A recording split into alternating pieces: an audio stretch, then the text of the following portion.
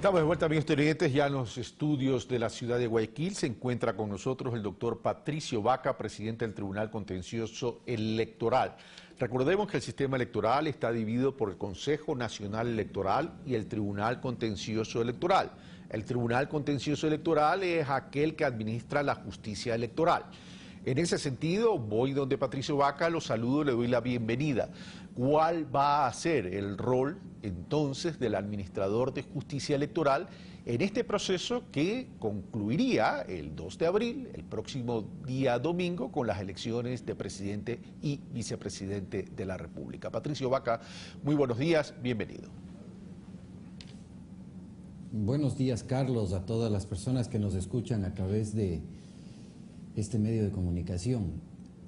La labor que cumple el contencioso electoral es una labor fundamental. Garantiza que el resultado que se dé en las urnas sea el que se ha expresado por parte de los ciudadanos el día 2 de abril del año 2017. No nos olvidemos que en las elecciones del 19 de febrero mucho se habló sobre una cantidad enorme de temas. Uno de ellos, el tan famoso fraude electoral. Hasta la fecha, al Tribunal Contencioso Electoral no ha llegado una sola causa relacionada con ningún acto que pueda atentar en contra del derecho de los ciudadanos, primero para votar, o sea, para poder elegir, y segundo, respecto de actuaciones que hayan estado en contra de la ley por parte de algún miembro de la función electoral, lo cual ha hecho una sola cosa: garantizar la transparencia de este proceso del 19 de febrero y que como consecuencia lo tendremos el 2 de abril. Pero, doctor Vaca, el mundo es de percepciones y se creó un imaginario de fraude electoral. Y permítame preguntar por los elementos de la construcción de esa percepción. Y esa percepción primero partía de algo que se habló: el padrón inflado. ¿Qué proceso de depuración y de auditoría y quién avaló esos procesos de depuración y auditoría para determinar si el padrón electoral no incidía para el cometimiento de eventuales irregularidades? Durante estos años, los últimos dos, se fue incorporando en el imaginario de la gente el tema del padrón.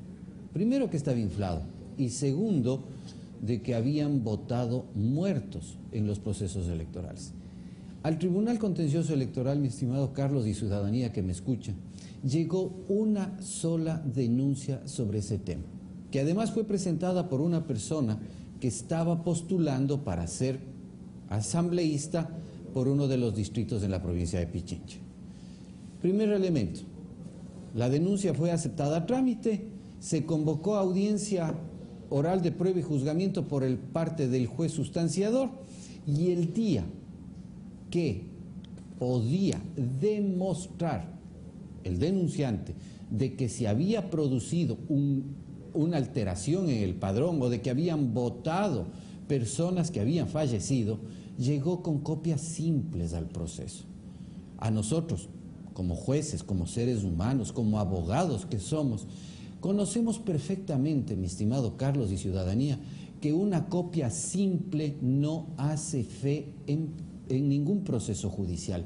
En esas condiciones, sí nos parece que esta actitud de más de un año y medio, en la cual se llegó a decir que se había inflado el padrón, que habían votado personas que habían fallecido, no fue más que una actitud concertada para dañar la imagen y el buen nombre de la función electoral, del Consejo Nacional Electoral y del Tribunal Contencioso Electoral. Por lo tanto, yo sí rechazo ese tipo de actitudes que desgraciadamente lo único que han generado es una incertidumbre en la ciudadanía, y que hemos visto el 19 de febrero no pasó absolutamente nada. Otro de los elementos, y quiero ir desbrozando los elementos en esta entrevista para que usted tenga la oportunidad de responder, porque yo creo que la ciudadanía también aspira y anhela respuestas. Otro elemento es la inequidad en la aplicación de la justicia electoral. producto de que se asocia a la autoridad electoral, tanto al CNE como al Tribunal Contencioso Electoral, con afinidades al actual régimen y al actual proyecto político. ¿Qué estadística tenemos para desvirtuar ese elemento que permitiría la construcción de una percepción de fraude electoral? ¿Cuáles son las estadísticas para revertir esa percepción de inequidad en la aplicación de la justicia electoral? Muchas gracias, Carlos, por la pregunta. Mire, cuando se quiere deslegitimar a un ser humano se le dice que es amigo, enemigo, que está comprado, que está vendido, etcétera, etcétera. Yo les hago un pedido a la ciudadanía. Revisen las hojas de vida de las personas que hemos postulado para los concursos y van a encontrar que tenemos hojas de vida limpia. Primer elemento que a mí me parece fundamental que la ciudadanía conozca. Segundo, a los seres humanos nos conocen por nuestras actuaciones. Yo les pediría que, por favor, a todas aquellas personas que critican tan duramente al tribunal, asistan pues al contencioso electoral y puedan verificar nuestras actuaciones. Para muestra un botón, mi estimado Carlos y ciudadanía, la OEA, que durante más de un año y medio se habló de que no vendría al proceso electoral del 19 de febrero, fue invitada y es la que más observadores mandó para este proceso electoral. Y la OEA no ha tenido contemplación alguna con ningún proceso electoral en América Latina para puntualizar aquellos errores o problemas que se habían producido en cada proceso electoral. Primera reflexión que hay que hacerse. La OEA, en este proceso electoral del 19 de febrero, ¿qué observaciones hizo al proceso? Pequeñas y puntuales. ¿Habló de fraude? Jamás. Primer elemento. Segundo, yo les invitaría, por favor, a que vayan al Tribunal Contencioso Electoral, porque a los seres humanos nos conocen por nuestras actuaciones. Que vayan y que nos sentemos a revisar los procesos. Eso hizo la OEA. Y la OEA, a través de sus delegados, no hizo señalamiento o puntualización alguna. Tercero, vengan a ver y estadísticamente establezcamos cuál ha sido la actuación del tribunal respecto de aceptación y trámite y sentencias favorables o aceptación y no negativa o negativa de trámite y sentencias desfavorables, tanto a los grupos afines al gobierno como a los grupos que se han denominado o se denominan de la oposición. Para muestra un ejemplo, Alianza País hizo 2 pedidos de reconteo de paquetes electorales en este proceso electoral. El uno en Sucumbíos, que por sentencia el tribunal no lo aceptó porque no estuvo bien fundamentado. Y en Guayaquil también se hizo el pedido y nosotros como Tribunal Contencioso Electoral le dijimos que no al pedido de Alianza País. Pero sin embargo, cuando se produce el pedido por parte de la Alianza Creo Suma, Alianza Sáchila, en Santo Domingo de los Sáchilas, se hizo la apertura, no de los 104 paquetes electorales que pidieron, sino de 50. Y el resultado, luego de haber hecho la apertura de los paquetes electorales, no varió en nada. Es más, el candidato que perdió 6 votos, al igual que otros partidos políticos, otras organizaciones políticas. Y además, hubieron otros partidos en que ganaron unos pocos votos. Repito, a los seres humanos júzguennos por nuestras actuaciones, pero ya basta de pretender calentar el escenario político y que lo vienen haciendo a través de redes sociales, a través de una campaña que no es la que, como tú hace un rato hablabas con el entrevistado anterior, de propuestas en la que se discutan las ideas, sino ha sido una campaña en la que se ha agredido y ha ofendido, llegando inclusive, rebasando los límites de las familias, de la intimidad y agrediendo de forma intolerable cosas que antes en el Ecuador no se lo había visto. Ahora, y el otro tema tiene que ver con lo que sucedió en la primera vuelta.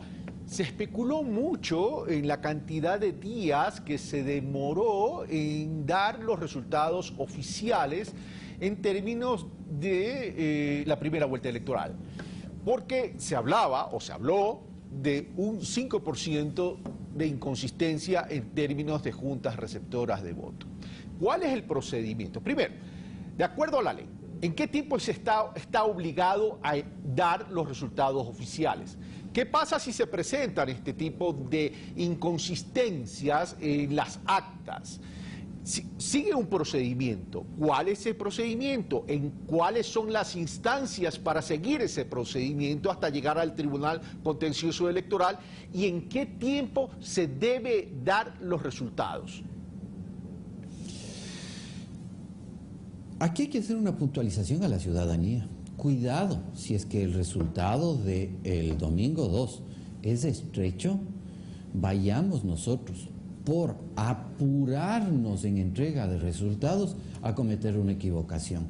Y ahí sí hay que pedir muchísima seriedad, muchísimo profesionalismo a todas aquellas entidades que se dedican a hacer encuestas o encuestas de boca de urna y entregar resultados que en un momento determinado no vayan a recoger la voluntad popular.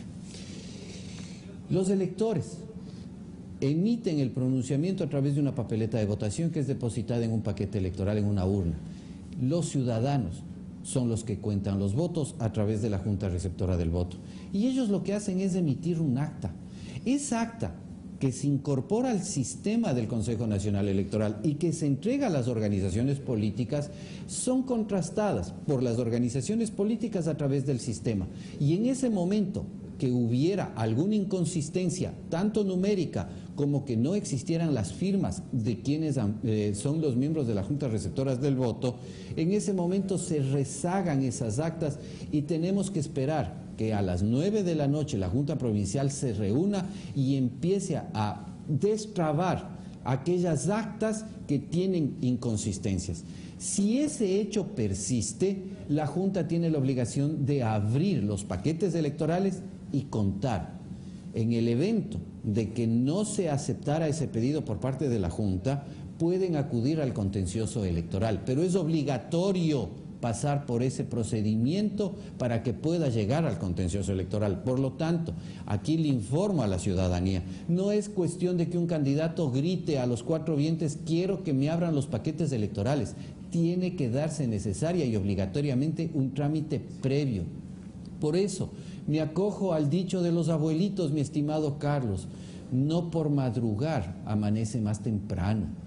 Preferible que nos demoremos el tiempo que sea necesario para poder entregar información veraz y certera, oficial, respecto del resultado. Juan Pablo Pozo ya nos ha dicho que en pocas horas se tendrá esa información, pero yo aquí sí le pido a la ciudadanía dos cosas fundamentales. Primera, respetemos la voluntad popular de la forma más pacífica. Y la segunda, que no hagamos algo que el 3 de abril nos tengamos que arrepentir como sociedad, que no pongamos a nuestros compatriotas al riesgo del enfrentamiento en las calles y, como consecuencia, la pérdida de vidas humanas. Y yo le hago ese llamado a los candidatos y a los partidarios, porque no podemos poner en riesgo la democracia ni podemos afectar la vida de los seres humanos. Patricio Vaca, muchas gracias por estar con nosotros, el presidente del Tribunal Contencioso Electoral. Una recomendación tanto al CNE como al TCE, CNE, Consejo Nacional Electoral, que administra la parte del proceso en sí, de los votos, del conteo y de los resultados, y el Tribunal Contencioso Electoral, que administra la justicia electoral. En estos días sería conveniente, señor presidente del TCE, que emprendan una campaña bastante dinámica y educativa y a profundidad del territorio para que sea la que ciudadanía se entere cuáles son los procedimientos, porque lamentablemente esto solo pasa en las elecciones. Por tanto, hay un gran tiempo que la gente desconoce cuáles son los procedimientos de un proceso electoral. Señor presidente, muchas gracias por estar con nosotros. Gracias a usted y buenos días. Nosotros hemos terminado por el día de hoy. Esto fue Pensamiento Crítico. Soy Carlos Rabascal. Por cierto, antes de terminar, pensaba hacer un comentario el día de hoy en relación a lo que está saliendo en las redes sociales de ayer. Primero, creo y decidí que no valía la pena. Y dos, una decisión muy particular y muy personal la voy a comunicar cuando regrese de vacaciones. Estaré ausente entre el 22 de abril y el 11 de mayo, y a mi regreso de vacaciones les daré a conocer una comunicación a partir de una decisión particular que tiene que ver con mi continuidad en el periodismo. Un fuerte abrazo, soy Carlos Rabascal.